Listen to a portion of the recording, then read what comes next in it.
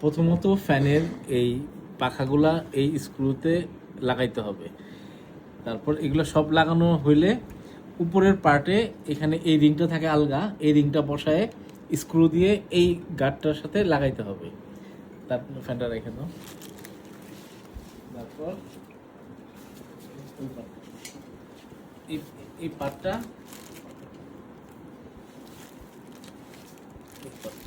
এই পার্টটা স্ক্রু লাগানো থাকে, এই যে 6টা স্ক্রু খুলে এই পার্টটা লাগাইতে হবে।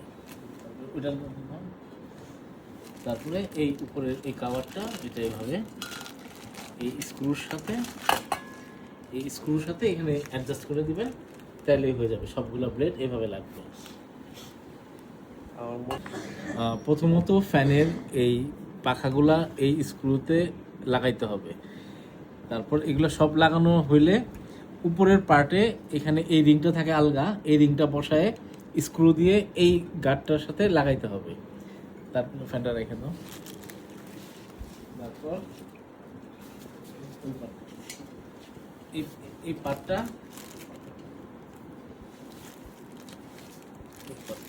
এই পার্টটা স্ক্রু লাগানো থাকে, এই যে 6টা স্ক্রু খুলে এই পার্টটা লাগাইতে হবে।